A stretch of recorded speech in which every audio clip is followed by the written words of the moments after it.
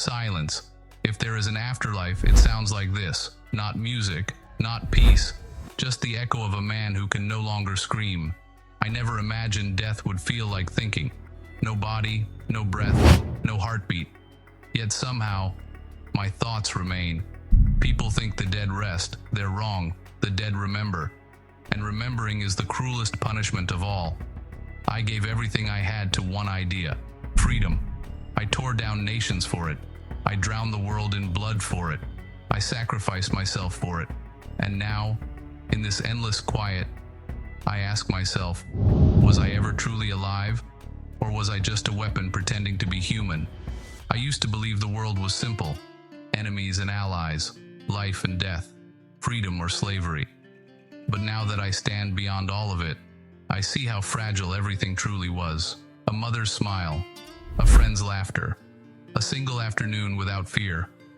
I traded it all for a vision I couldn't even explain without trembling. I told myself it was for them, for Armin, Mikasa, for everyone trapped behind the walls. But if I peel away the excuses, the ideals, the speeches, was it really about saving them? Or was it about proving that I mattered? People will call me a monster. Others will call me a martyr. But neither of them know me, because I didn't even know myself. One moment I was a child screaming at the sky. The next I was a god standing above humanity. And in both moments, I was terrified. I wanted the world to feel my pain.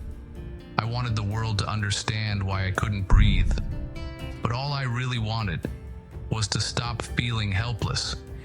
You don't realize how heavy a choice is until you're forced to carry it forever.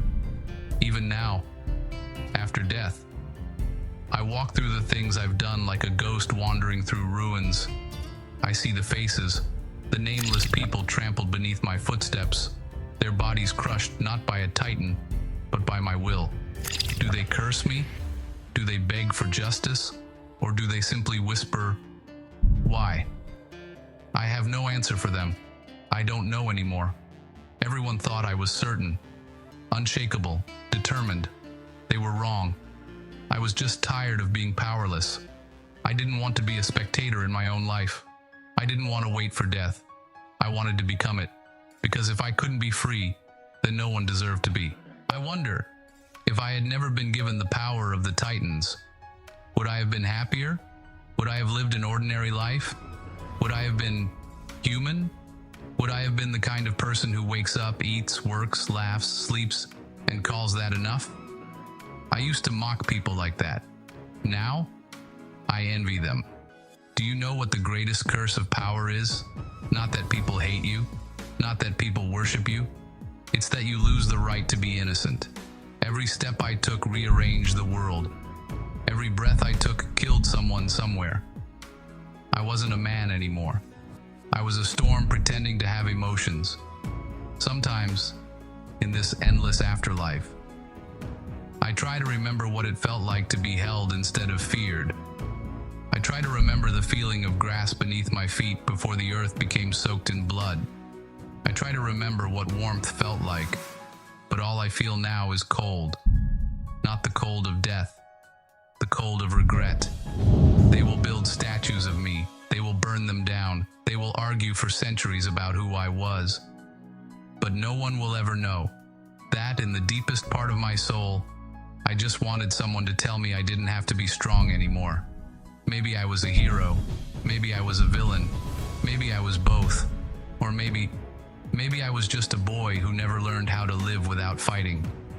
I keep waiting for the moment where everything fades, where the guilt dissolves, where the memories finally go quiet. But that moment never comes. And I'm starting to think this is my eternity. Not fire, not punishment, not salvation.